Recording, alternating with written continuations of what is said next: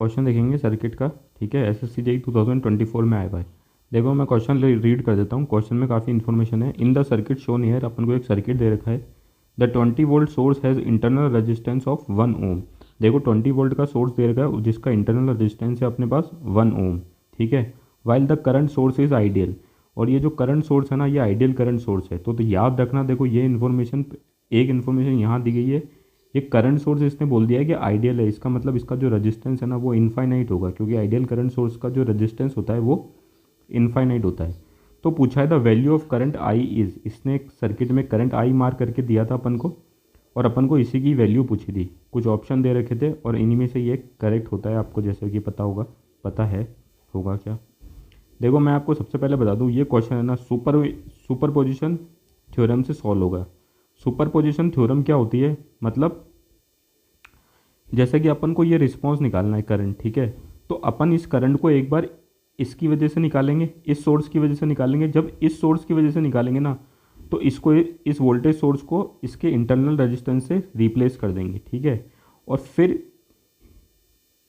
इस सोर्स की वजह से भी इस करंट को निकालना है, और जब इस सोर्स की वजह से इस करंट को निकालेंगे, तब करंट सोर्स को इसके इंटरनल रेजिस्टेंस से रिप्लेस कर देंगे। और फिर जब दोनों सोर्स की वजह से ये करंट निकल के आ जाएगा, उनको ऐड करेंगे तो वही अपना आई होगा। ये सुपरपोजिशन थ्योरम कहती है। मेरे हिसाब से आप समझ गए होंगे, मैं आपको बता भी देता हूँ पढ़ के। The response across any element is the sum of response obtained from each source considered separately. The response across any element is the sum of the response obtained from each source considered separately. ठीक है, मेरी आप बात को समझ गए होंगे।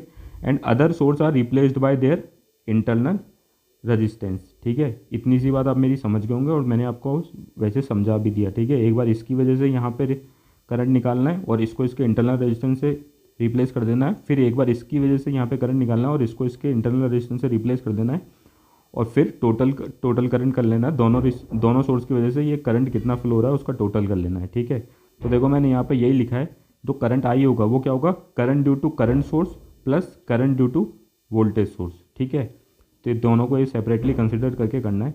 तो सबसे पहले देख लो, अपन करंट सोर्स को कंसिडर करते हैं। ठीक है, मैंने सबसे पहले कंसिडर करा है करंट सोर्स को। देखो वोल्टेज सोर्स, सर्किट का डायग्राम मैंने वापस वैसे का वैसा बना दिया, बताने की जरूरत नहीं है। रेजिस्टेंस इनफाइनाइट लिख दिया यहाँ पे, क्योंकि मैंने आपको बताया था आइडियल करंट सोर्स है। अब देखो मैंने कहा था इसकी वजह से कंसिडर करना है सबसे करंट सोर्स के, तो दूसरे सोर्स को उसके इंटरनल रेजिस्टेंस से रिप्लेस करो। दूसरा सोर्स कौन सा है, वोल्टेज सोर्स। उसका इंटरनल रेजिस्टेंस इसने अपन को दिया हुआ था, तो उसको उसके इंटरनल रेजिस्टेंस से रिप्लेस कर दो, वो है 1 ओम। ठीक है, अब देखो सर्किट कुछ ऐसा सा बन गया। ठीक है, अब देखो इसको थोड़ा सा सॉल्व कर लो। अब देखो ये 7 ओम और ये 1 ओम किस में है, सीरीज में। ठीक है, क्योंकि करंट सेम करंट फ्लो होगा, तो इनको सम, इनका इक्विवेलेंट रेजिस्टेंस निकाल लो, इनका सम कर लो डायरेक्टली। 7 + 1 8 हो गया। तो देखो यहाँ पे आ गया अपने पास 8 ओम, और अपन को ये करंट आई निकालना था। ठीक है, अब देखो यहाँ से करंट फ्लो होगा, ये करंट 5 एम्पियर का फ्लो होगा, फ्लो होता होता यहाँ आएगा।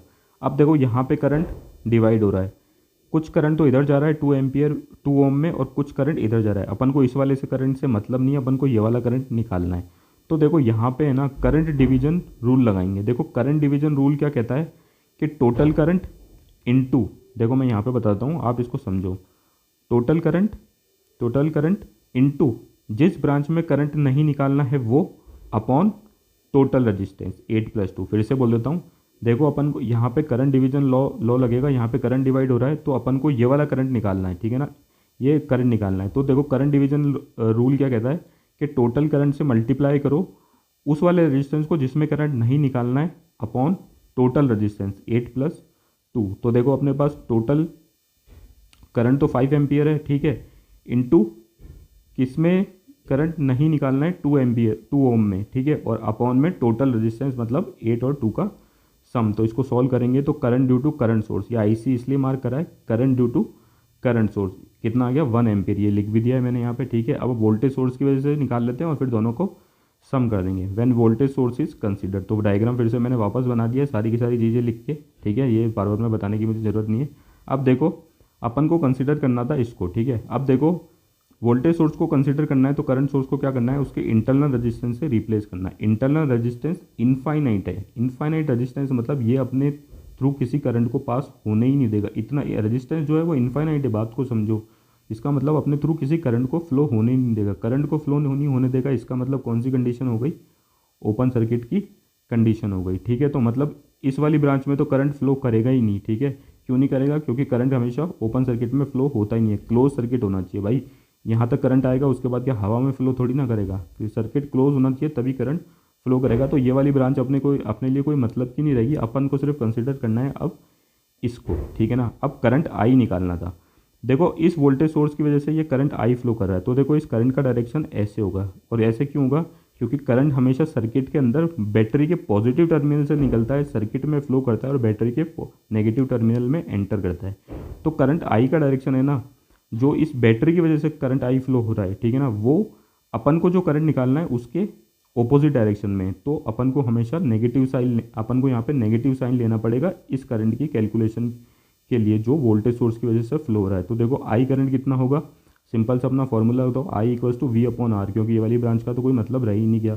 तो देखो वोल्टेज कितना है 20, और देखो रेजिस्टेंस कितना है 7 + 2 और इसके रेजिस्टेंस को मत भूल जाना, इसका रेजिस्टेंस भी 1 ओम है। तो 7 + 2 + 1, और नेगेटिव साइन मैंने आपको बता दिया क्यों आएगा। इसको सोल्व करेंगे तो -2, कोई बताने की जरूरत नहीं है इसका ये कैसे आया। ठीक है ना, -2, ठीक है ना, -2 वो current due to voltage source, ये आ गया current due to voltage source. दोनों का सम करना है, -2 + 1, या फिर 1 current due to current source 1 निकल के आया था, current due to voltage source -2 निकल के आएगा। दोनों को सोल्व करेंगे तो आंसर कितना आ जाएगा? -1 एम्पियर। और देखो ये -1 एम्पियर अपने ऑप्शन में भी है, मैं आपको बता देता हूँ, और यही करेक्ट आंसर है। ठीक है, ये देखो -1 एम्पियर। ठीक है, ये एम्पियर लिखना भूल गया मैं। Thank you.